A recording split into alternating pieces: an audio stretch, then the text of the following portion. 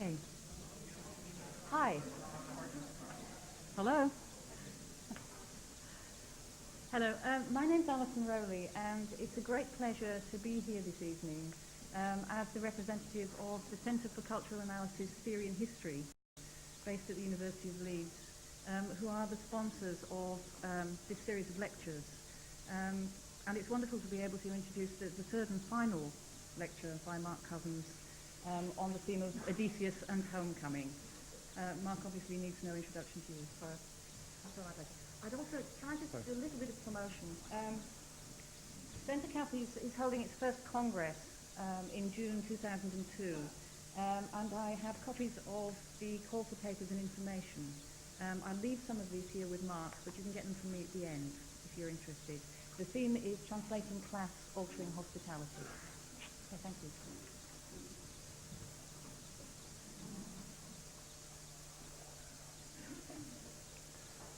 This is the third lecture, and it kind of finishes the series without ending them. There is a kind of missing lecture from all this, which obviously is the fourth lecture, which would be and must be on James Joyce and Odysseus. But I'm afraid it's not there. I want to continue from yesterday, and I fear that yesterday I may not have been entirely kind of clear in the argument that was being presented. But in essence, if one of the strands of these lectures is a kind of lengthy attempt to kind of track, hunt, and possibly kill off at least the architectural influence of Heidegger, that has taken the form of trying to say that at least within architecture, in the way that Heidegger is usually presented, it takes the form of saying or implying that once there was something, let us call it for a moment dwelling, and that something about modernity has lost this and we need to re-find it. The implication is that whatever it is we've lost, the Greeks had. My argument all the way through has been whatever it is Heidegger is talking about, the Greeks did not have it. They had something radically different. It's certainly the case that they had a strong sense of place, of topos, an entire kind of complex system of placing objects, and a complex, if largely unarticulated, account of language.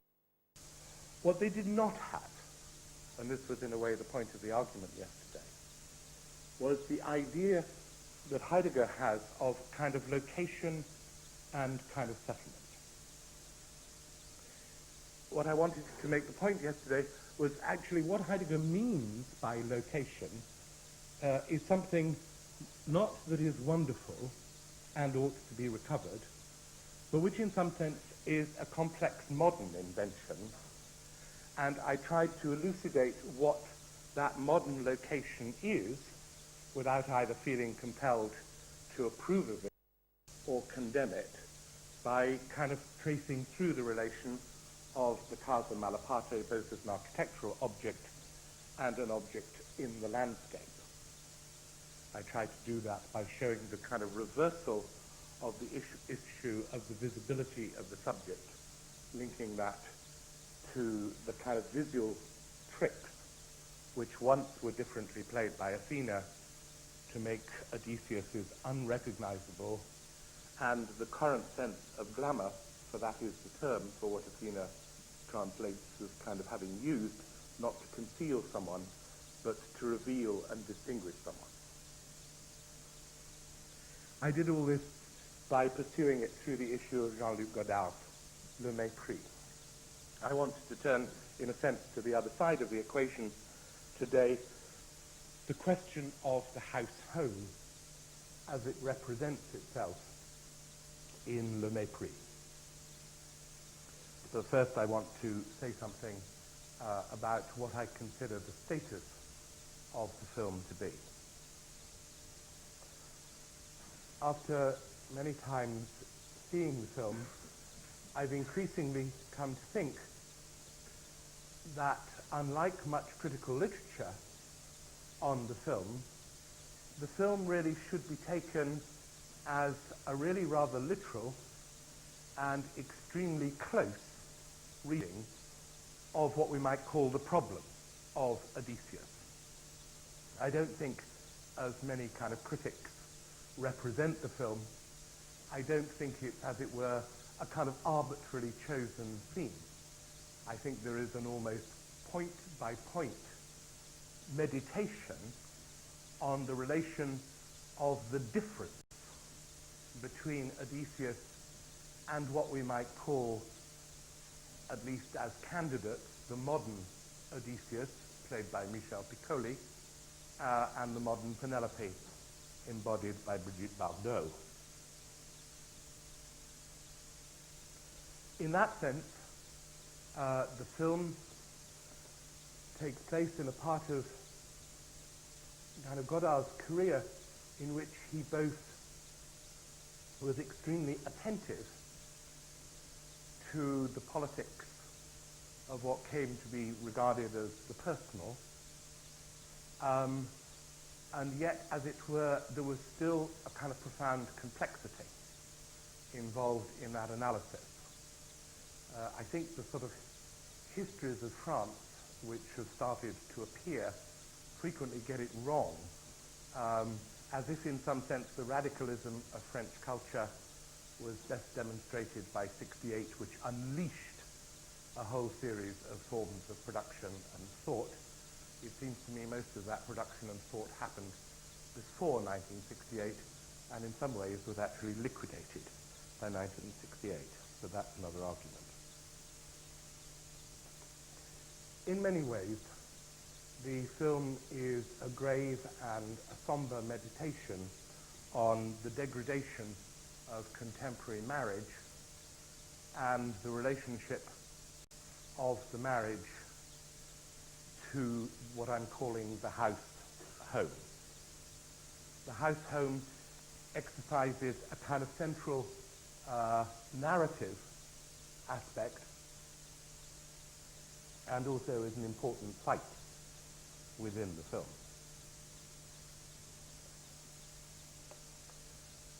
The film presents a couple, played by Michel Piccoli and Brigitte Bardot, who have previously been living in a hotel, he writing thrillers. Their existence there is presented as a kind of bohemian prehistory to their marriage and to the question of moving into a house, or rather into a flat.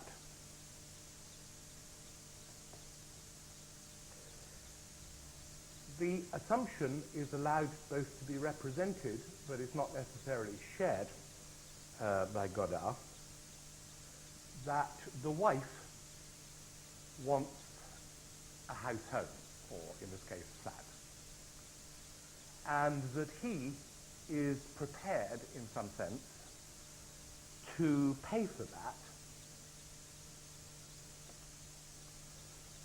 and he pays for it by giving up what he enjoys, the writing either of thrillers, or possibly it's indicated his future as a kind of serious dramatist.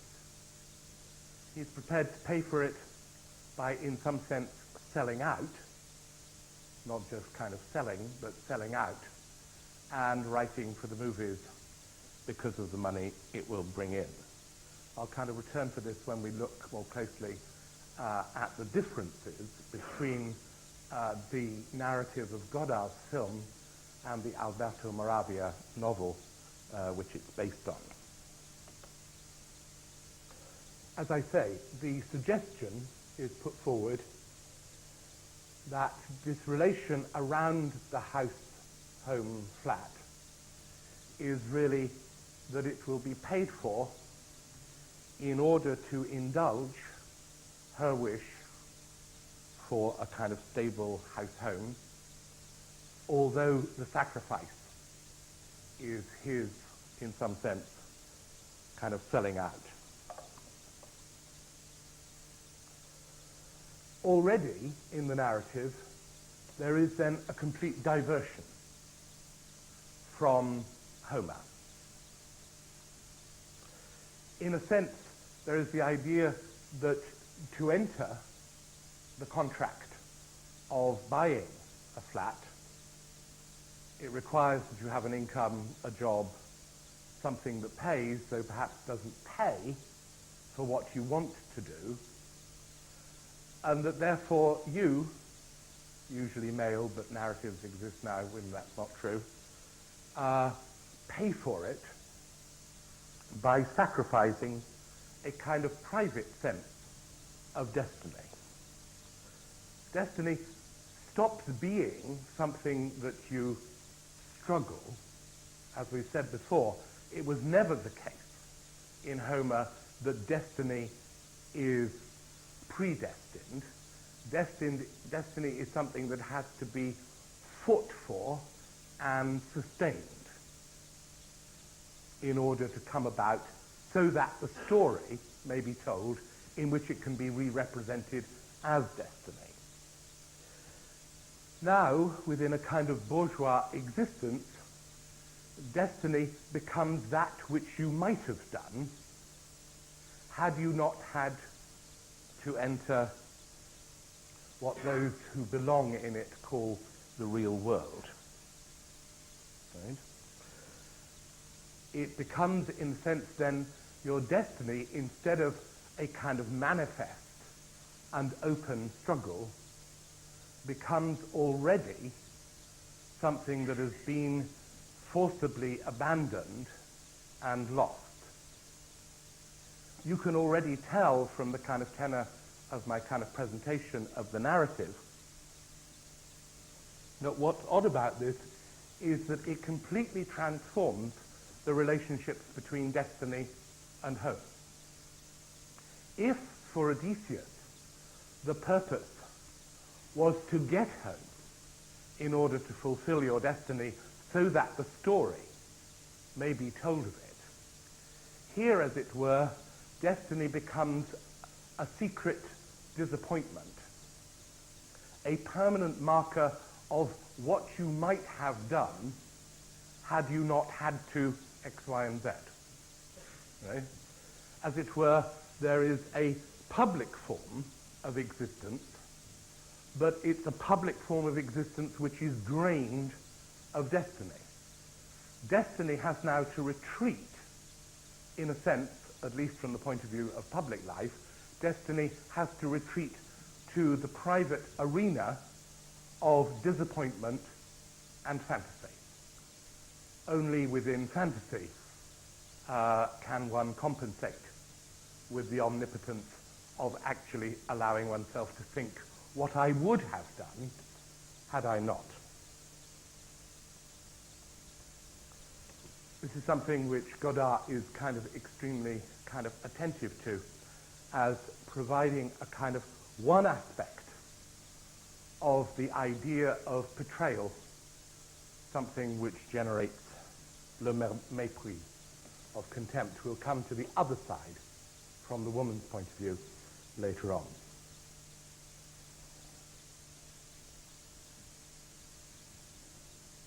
The film is then a certain kind of meditation, and since the script that he has been conscripted to write is the film script for a remaking of the story of the return of Odysseus, right? There is a kind of permanent level in the film of comparison, a comparison between Odysseus, between the way in which Odysseus is being represented in discussions about making the film, and Michel Piccoli's own relation with Brigitte Bardot. In this, we find that the figure of Odysseus is himself being radically transformed. We will find in a moment, when we look at the arguments about who Odysseus is and what motivates the figure of Odysseus, we find that Odysseus has traveled not only back to Ithaca, but well into the 20th century. But before we do that, I want to stress that the transformation of Odysseus is something which occurs ever since the composition, however you want to conceive of that, of Odysseus, of the Odyssey took place. Already by the 6th century, writers are beginning to revise, by the 6th century BC, writers are beginning to revise the understanding of who Odysseus was. Pindar's odes are the first, perhaps, well-known literature that begin to re-represent Odysseus. He's then systematically represented, sometimes as central character, sometimes as a marginal character, in a number of Greek tragedies, and a quite different Odysseus is presented for us to see. What perhaps classes all of them in common is the attack upon the status of Odysseus as a hero. Either his intelligence is marginalized into a kind of tricksterish wiliness, I mean something which is certainly there in the Odyssey, but it's in the service of a certain kind of heroic action. He's thought to be mercenary, he's thought to be highly calculating, he sows trouble between people, either, as it were, the various ways in which normal human intelligence is regarded as a moral affront by people.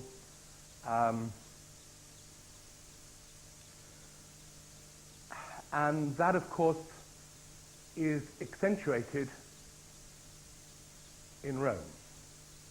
Obviously, within the history of Roman literature, there is a fundamental antipathy to Odysseus, the great Greek hero, as precisely because of the Roman sense of their lineage through Aeneas as having derived from Troy.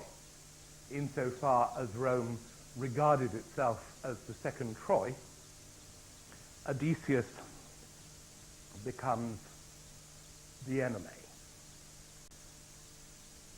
In fact, Virgil in the Aeneid certainly treats Odysseus as the enemy, though still enables him to have a somewhat heroic status. But increasingly his character is subject to ceaseless attacks.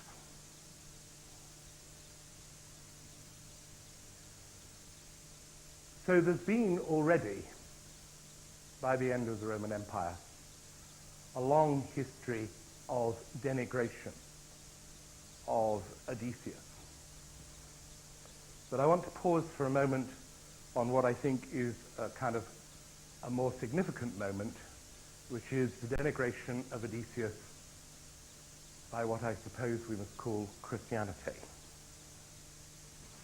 Now, on the one hand, Christianity inherits, inevitably, a certain Roman disposition against Greek heroes, insofar as the lineage goes back from Christianity to Rome to Troy. But there is something more important at stake in Christianity's dislike. If we were to characterize Christianity and its innovations from both an architectural and a psychological point of view, it seems to me we could call Christianity a religion of enclosure. A religion of enclosure. I mean that in several senses. First of all, as Peter Brown has given kind of eloquent testimony to in his writings, Christianity is the enemy of the city and is the enemy of what you might call public space. The entire kind of urban thought, or thought about the city, in early Christianity takes the form of a continuous denunciation of the city. Only 2 points within an urban context, and actually exactly the same is true for what we would call a rural context, are true. They are the kind of twin enclosed points of the church or the cathedral and the household. The household is the one object within Christianity which is kind of fed by a renewed spiritual concentration. Peter Brown makes it clear, even by the late Empire, that the Christian is sort of encouraged to move very swiftly through the city from the internality of the pious household to the kind of sacramental space of the church. Indeed, the household itself, insofar as it is the embodiment of the sacrament of marriage, is itself a kind of holy sacramental space. This internality is also linked by Peter Brown to the kind of long march towards what you might call Christian orthodoxy on sexuality, where finally what used to be called a historic compromise is only really reached by the time of St. Augustine, who finally is able to kind of sort out who's going to be chaste and who is going to have sex. That is to say, the proposal from the East is that everyone bring, to some extent, the world to an end by being chaste. Ultimately, insofar as Christianity inherits the functions of the Roman Empire, and at the same time, when the Second Coming begins to look more and more kind of metaphorical than immediate, the question is, what does Christian government look like? Within that, a regime of enclosure exists, obviously for the chaste, in the form of priests, monasteries, nunneries, whatever, but equally for the household. While the pious couple have not only the possibility but the duty to procreate, you might say there is no piece of furniture in the history of furniture so utterly regulated as the bed. What can happen in the bed, when it can happen, under what conditions it can happen, are issues closely supervised by celibate virgins in the Holy See. And I must say, as a footnote, this is not altogether currently absent.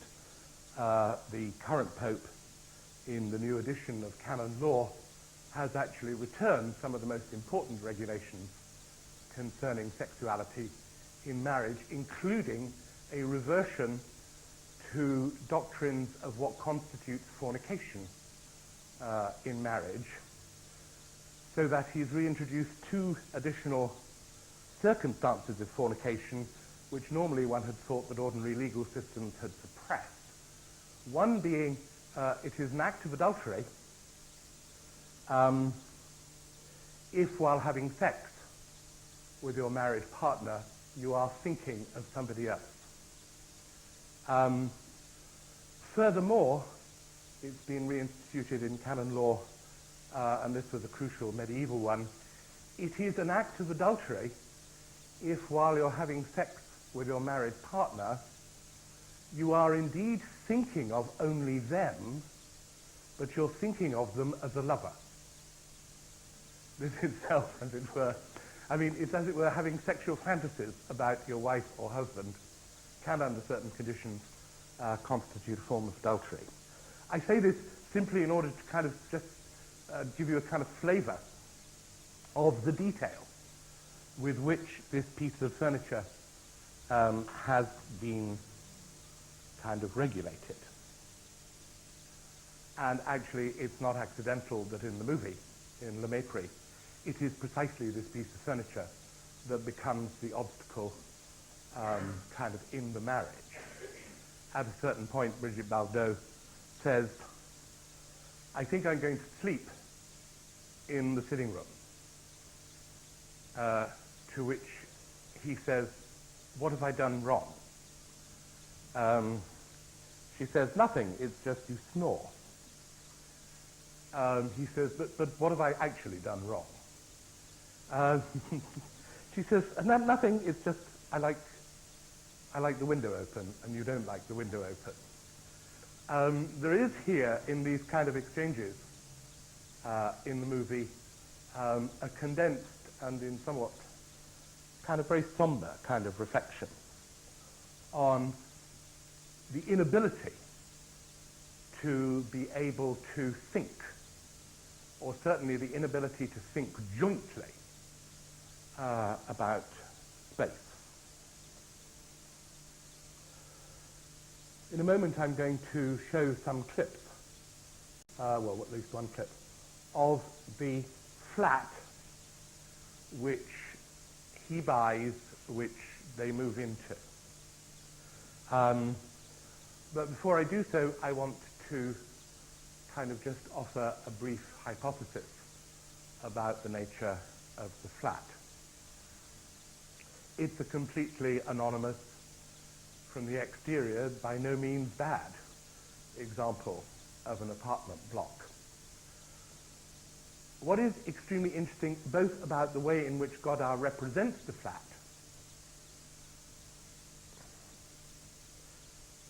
is, and indeed the way in which he films the flat, is that in a curious way there is nowhere to go in the flat.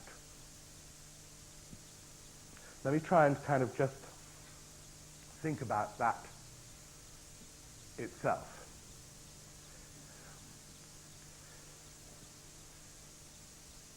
Obviously, one of Robin Evans' articles speaks about kind of the importance and the significance of what you might call the rise of the corridor in domestic architecture. The way in which, kind of he traces the history from the 17th century, the way in which the corridor arises as a way of circulating through the house while diminishing the interconnection of one room from another, such that by the 19th century, even if the kind of official account of this might have been something to do with servants, by the 19th century there is a kind of certain topography and relation of room to corridor in which the idea and the prejudice against interconnecting rooms is such that corridors are there to enable people to get from one room to another without going through other rooms, and that in some sense this supports two principles. On the one hand, a certain logic of privacy, and at the same time a certain increasing logic of the differentiation of so-called functions. in the domestic house. So that, as it were, by the time there is, say, in Corb, an explicit analysis of the house in terms of functions, right?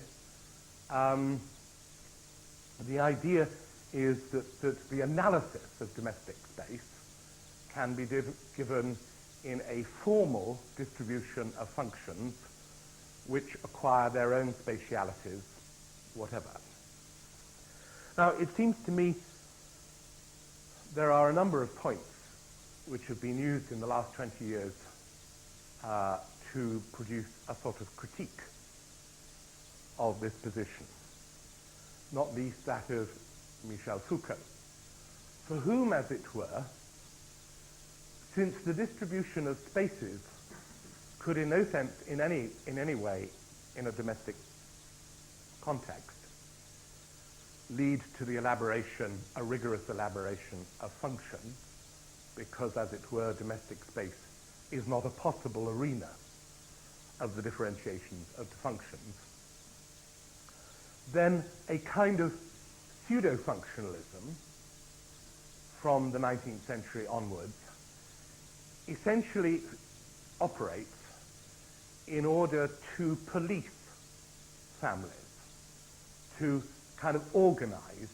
in some sense, domestic life according to a regime of, first of all, perhaps physical hygiene, but later on in the 19th century, what you might call moral hygiene. What I think is characteristic of Godard's representation of the flat is that the situation, in some sense, has gone beyond that. It's gone beyond it where, in a sense, if you look at the flat that's going to come up, it's not exactly clear, in a traditional sense, what the kind of corridor is. The corridor itself seems to have gotten larger and kind of spread. It's still mostly the flat obedient to the principle that there be only one door leading into a room, but somehow the corridor seems not so much a corridor according to, say, Robin Evans' description of the 19th century. There seems to be nothing but corridor. I mean, it is as if the corridor has kind of taken over.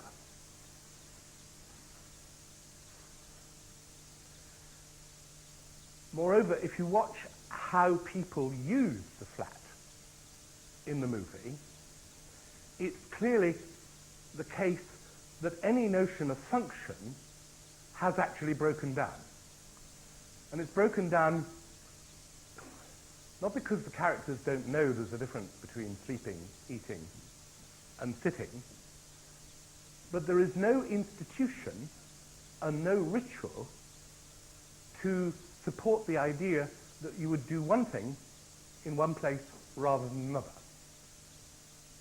So, as it were, she proposes to sleep in the sitting room.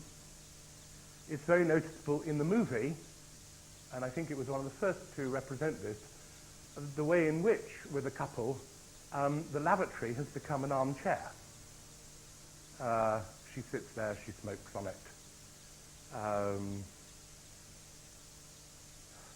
The couple seem not, as it were, to be the suitable subjects for either a kind of 19th century differentiation of space, still less for a 20th century functionalism. They seem quite literally, there doesn't even seem to be any appropriate space for them to be, in the Odysseus sense, married. What you could say is that this flat has become the site of imprisonment for lovers who, as a consequence, will soon cease to be lovers. Could we show the second clip?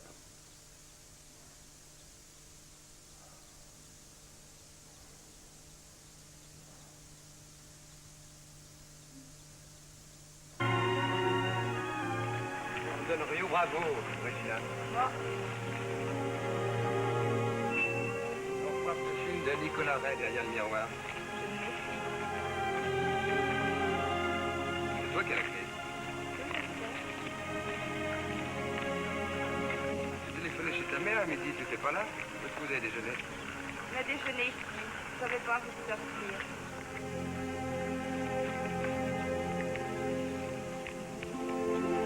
Finalement, j'aime bien l'idée. C'est mieux que l'hôtel. Tu vois que j'avais raison. Qui on va te payer pour le scénario? 10 000 $, 10 millions de lire. Pour finir de payer l'appartement. C'est formidable, non? Oui, c'est formidable.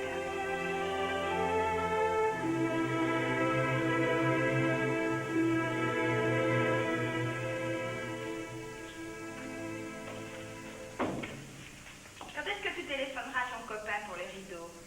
Je commence à en avoir marre. Quand il sera rentré d'Espagne, Roberto m'a dit qu'il rentrait vendredi.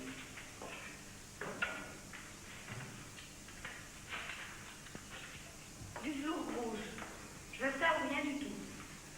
D'accord. Tu mets le couvert pendant que je prends un bain? Vous l'en prendrez un moi aussi. Bon, ben vas-y, moi je vais travailler un peu.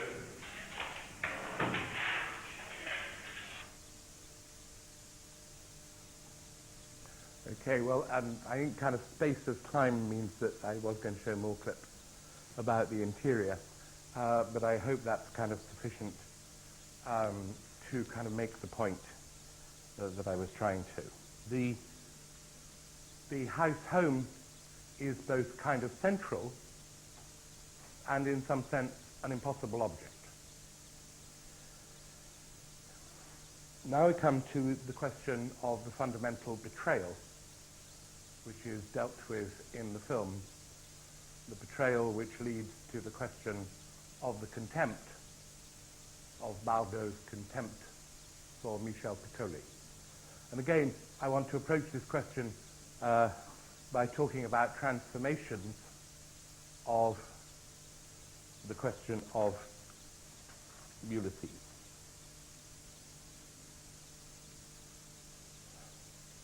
One of the reasons for the Christian condemnation of Odysseus, and it finds perhaps its apex in Dante's Divine Comedy, is this, that perhaps unexpectedly, in a way, Dante finds that Ulysses is in hell. And he asks Virgil to intercede and to ask Ulysses why he's in hell. And I would just like to kind of read a certain account. Ulysses says, and you have to remember that in the Middle Ages no one had access to the texts of Homer, so what they knew of the voyages of Odysseus was largely from kind of secondary sources. In fact, Dante confronted a situation in which, as it were, he didn't know that in Homer Odysseus had got back to Ithaca. I think I'm right in saying that the account of Odysseus's voyages, which Dante would have had at his disposal, would have terminated with Odysseus's escape from Circe. And so Odysseus speaking to Dante from his position in hell tells Virgil that having left Circe, they rode on, and they rode to the gates of Hercules, to the most westerly point of the Mediterranean, in some sense, of the known world. And Odysseus addresses him, Virgil, by saying that what he said to those who were still in the ship, "O brothers, who through 100,000 dangers have reached the west, to this so brief vigil of our senses that remains to us, choose not to deny experience. Following the sun of the world that has no people, consider your origin. You were not made to live as brutes, but to pursue virtue and knowledge." For this speech, Odysseus is condemned to hell, at least in the following sense, that in rowing beyond the Pillars of Hercules, they travel to the southern continent and actually wash up on the shore, in a sense, of the afterlife. Now, Odysseus has made a successful visit to Hades. But one thing that the Christian God is not going to allow Odysseus to do is to visit the afterlife with impunity. He is told that his decision to row beyond the Pillars of Hercules is completely against what you might call the Christian morality, which dictated that he returned to look after Penelope. He's condemned, in a sense, first of all, to a kind of marital failure, to a failure of, first of all, thinking of his obligations to his wife and family, but second, and this is linked, I mean, it's a sort of domestic epistemological point, for one to have more knowledge than he had a right to. For, in some sense, pursuing the course of knowledge rather than pursuing the sanctity of faith. Now, these passages have themselves, in Dante, given rise to a whole series of controversies as to, how one is best to interpret them. But it again comes to the point of this kind of religion of enclosure and the spiritualization of the domestic. It's difficult, I think, to disagree with an article on the subject written by an English historian of ideas, Sir Ernest Barker, who kind of says, actually, so powerfully does Odysseus put his case in hell, kind of so movingly, and you'll see another part of it quoted by Fritz Lang in a moment.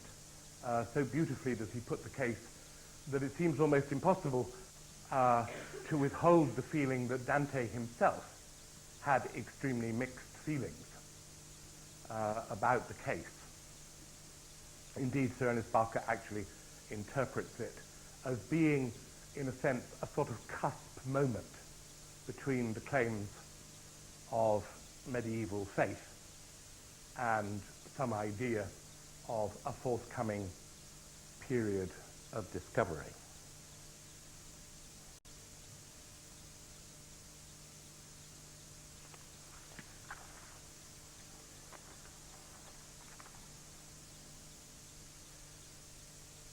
In the Moravia novel, the question at first kind of seems different. In Alberto Moravia's novel, the central relationship is tripartite between an Italian film producer who wants to make a movie of the return of Odysseus, between a German film director who is described as good, but not quite as good as someone like Fritz Lang, and thirdly, the scriptwriter. Now, the opposition, and I have to kind of put this forward because it's the one that Godard transforms, the opposition goes like this. The producer, in the kind of late 50s, says he's noticed how successful all these films are about the Old Testament in Hollywood. And maybe the Italian film industry could cash in on the success of DeMille's spectacular films. However, he also gives an account where he thinks that probably the Italians aren't terribly interested in the Bible. That's really for kind of northern Protestant people. So he suggests that the Odyssey would be the text which would best stand in for the Bible, but he's determined to have a spectacular film. It has to have monsters, mermaids, it's got to have sex, everything. So on the one hand, in the Moravia novel, you have the idea of the spectacular. His conflict is with the German film director. The German film director, who apparently had something of a kind of Freudian training in Berlin before the war.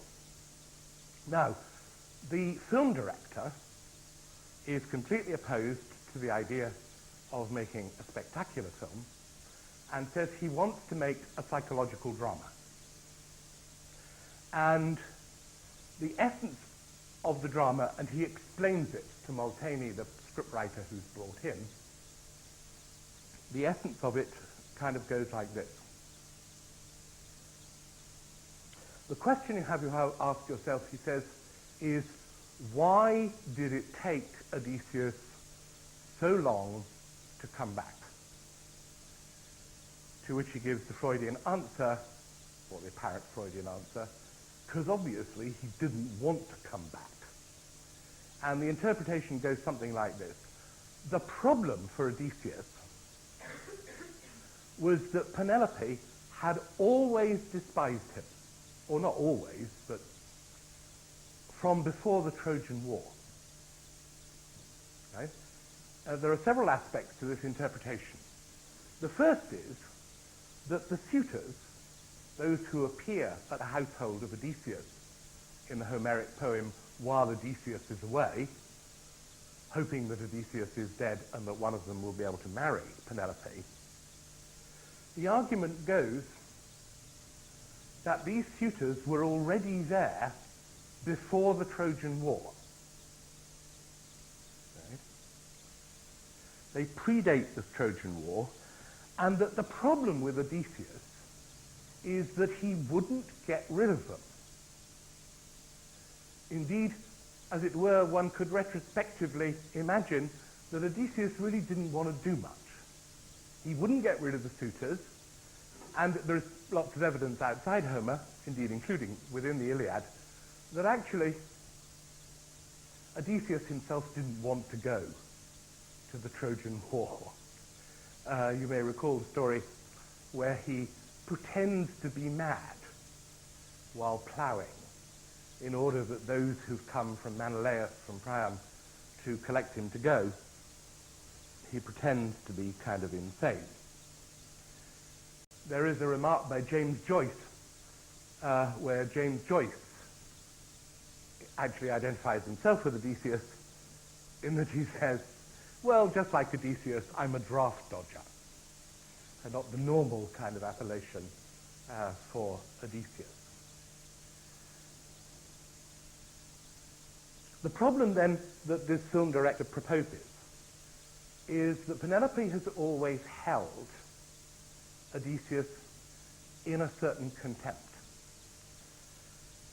So he goes off to the Trojan War, and when it's finished, he's in no great hurry to get home. 20 years. He's prepared to spend quite a lot of time with Circe, and a whole 10 years with Calypso. When he gets home, he realizes that either he's going to have to do something to purge this contempt, or he never will. And that's the final explanation of the film director asks the further question, why does Odysseus suddenly turn incredibly violent, kill all the suitors, hang the serving girls who've kind of been complacent with them and supposedly cheated the household, since the whole point about Odysseus is whenever he faces a difficulty, he tries to use his intelligence. Surely, says the director, there must have been, easier ways of getting these suitors. The point being that only this display of sudden and intractable violence can purge the contempt. Now, that's the proposal in the Moravia novel for the way in which the scriptwriter should deal with peace. Now, what's important from our point of view to recognize is kind of two things. One is Godard changes that and actually in some sense collapses both the spectacular and the psychological into one and projects it onto the figure of Prokosch, the film producer.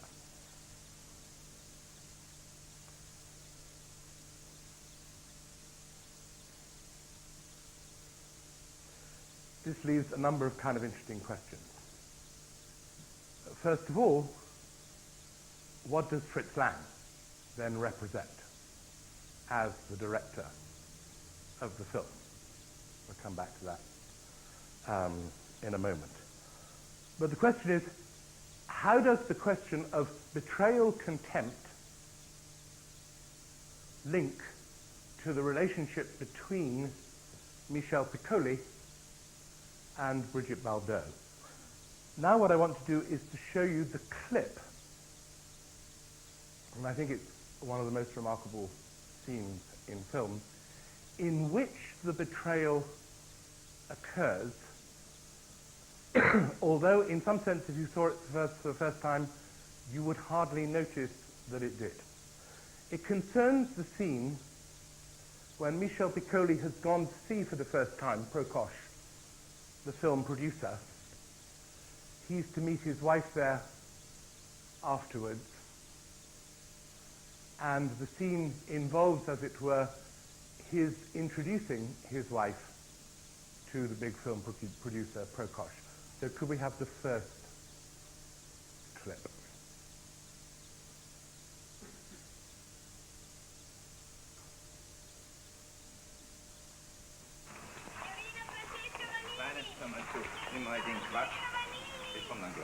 Donnez-la 5 minutes.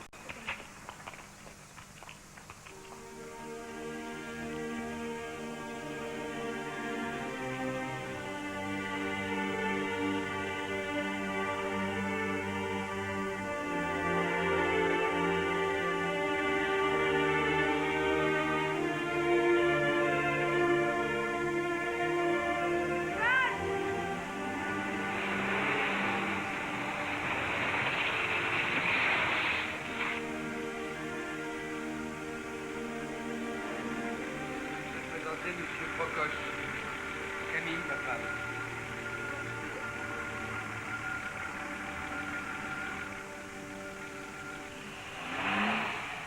Je vous présente ma femme, Camille.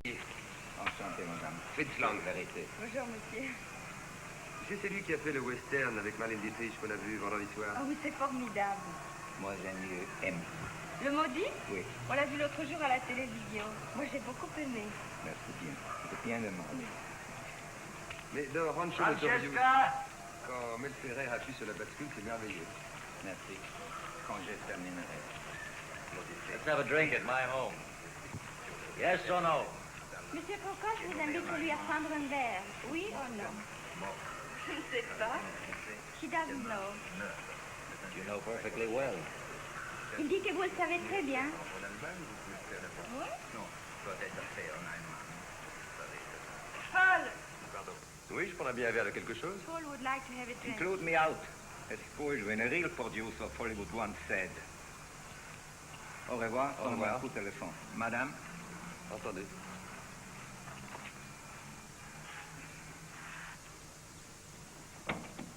taxi si tu veux. Get in. S'il vous plaît. Asseyez-vous, madame. Paul, you won't be comfortable back here, so why don't you take a taxi? Vous ne serez pas Bon, confortable d'accord. derrière. Or if you wait for me, I'll come back for you. Ou alors, monsieur Pocor, je reviens vous. Non, allez-y, je prends un taxi. Écoute, ce serait plus simple qu'ils partent devant et qu'on prenne tous les deux un taxi. Come on, let's go. Décidez-vous. Bon, allez, vas-y. Vas-y, allez, mets-toi pas tout de suite.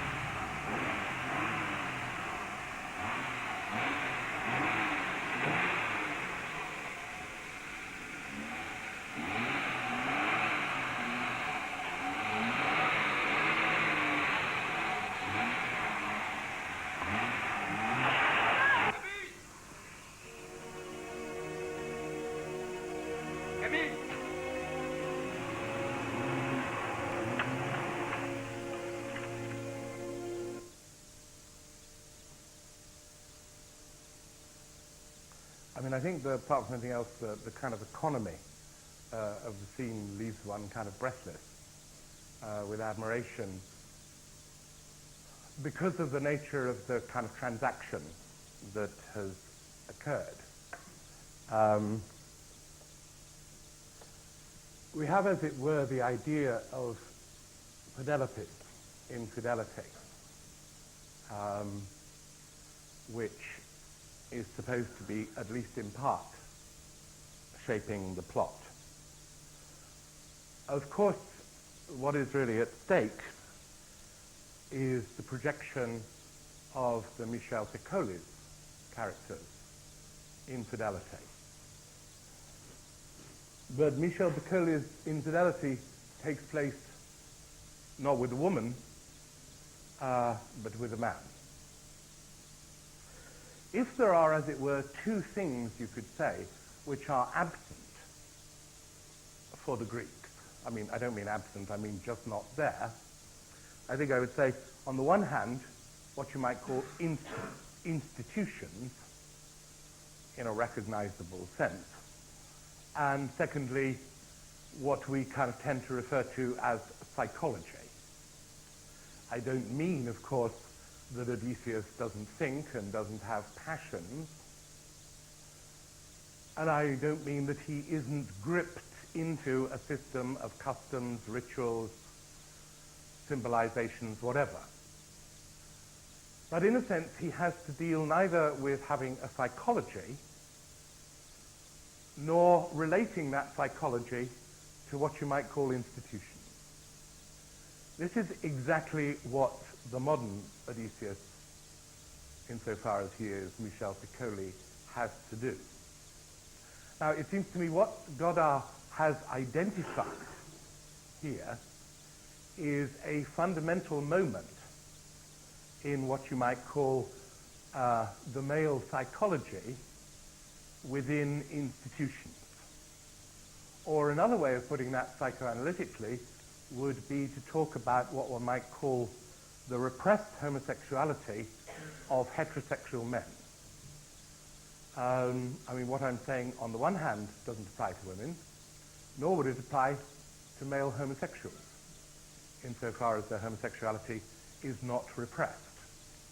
It is precisely an issue about the way in which, at one level, in an extremely archaic way, men in institutions are immediately grasped by unconscious identifications which precisely treat orders of authority no longer in a kind of extra-legal or holy or kind of even impressive way, but as nonetheless calling forth a system of identifications which have led some scholars to refer to it as the phenomenon of homosexuality. And I think what's kind of important about it here is that it is not the commodity transaction, as it were, of gaining the script writing and the house in a kind of straightforward economistic way of looking at it.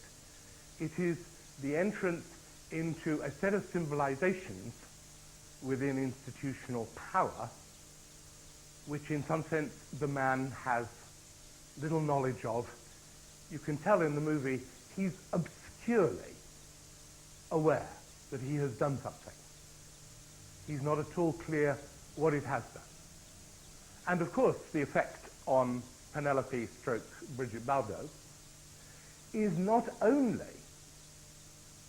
that she reacts to this betrayal with contempt, but of course ultimately the destiny means she does indeed go off with Prokosh, even though they're both at the end killed in a car crash. In a sense, it's interesting that the speculation, both on the part of Prokosh and in an elaborate form in the Count of Moravia, is that in some sense, from the man's point of view, the man sacrifices himself, gives up his real destiny in order to purchase her the house. Both of them, in the case of Alberti as a writer and Godard as a filmmaker, both of actually have at least the tact to, leave the verdict on her motivation, in a sense, out of it. Both in the Moravia and in the Godard film, there's every suggestion, in some sense, that she never really wanted it in the first place. That it was already, in some sense, a fiction of what he would have to abandon in order to get her what she wanted. The question here is really how the psychic life, what I'm calling the imprisonment of lovers, on the one hand, in the house home, and the homosocial relations of the institution, how they both utterly transform the entire kind of narrative of Ulysses and of Penelope. I'm afraid that's kind of too condensed, but I'm very aware that there's an event after this, so I'm having to kind of rush through the argument. I want, in a sense, to break off from the issue by posing the last question, the question of who is Fritz Lang in this film. I tried to show already that he's utterly differentiated from the director in the Moravia novel. It is not to his taste to produce some kind of pseudo-Freudian potpourri at all. When he speaks of his intention is to tell the tale simply. The problem is, what is it to tell the tale simply? Could we have the last two clips, please?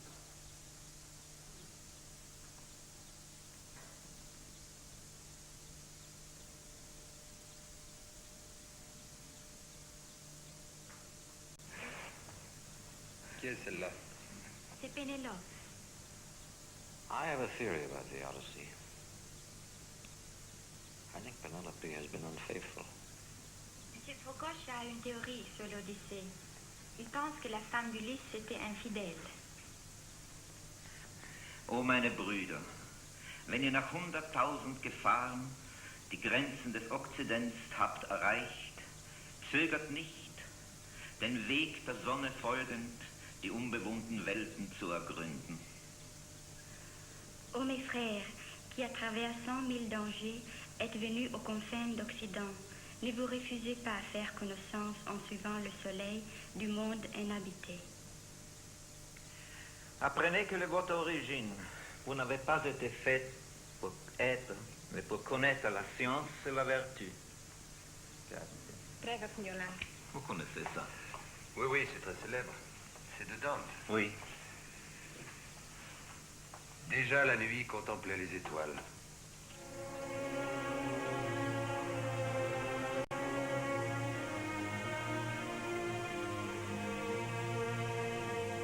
Et notre joie se métamorphose vite en pleurs. Jusqu'à ce que la mer se fût refermée sur nous.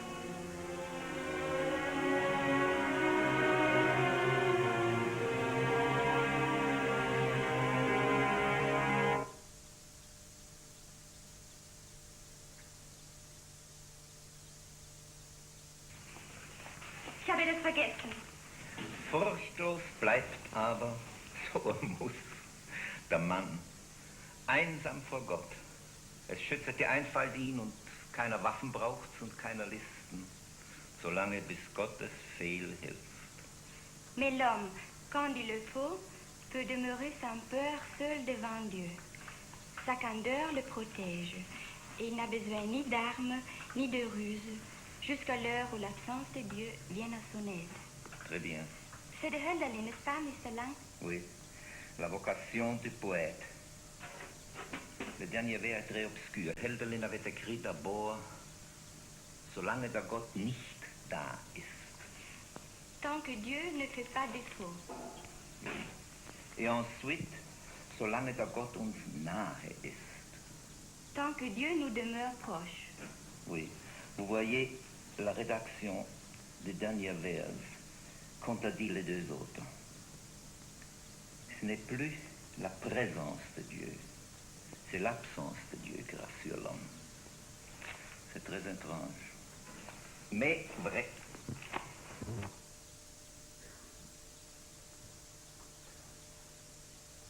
It seems kind of, there's a way of, but only a way, not so much of concluding, but of breaking off, to say that much of the lectures have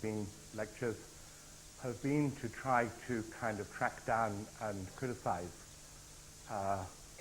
the effect of Heidegger's argument. If one asks, what does Fritz Lang represent in the movie? I mean, apart from, of course, Fritz Lang, and it's a kind of an astonishing presence, is that he represents Hölderlin. And that, in a sense, what you might call, or which Adorno once called in respect to Heidegger, the jargon of authenticity, is put rather to a series of appallingly more kind of complex questions. If the argument has kind of one theme, it is that insofar as the question of kind of home is a blind spot, both for architecture and for architectural theory, perhaps the kind of resolution is not so much to be able to solve that problem. I can't imagine under what conditions one might kind of even think there was a solution, but the idea rather that we should all reduce the idea of home as far as possible. Thank you very much.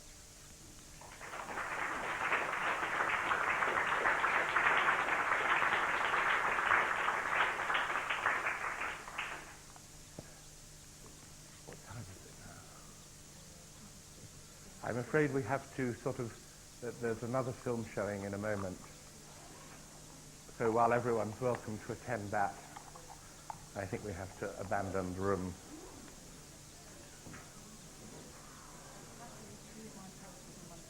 Ah, right.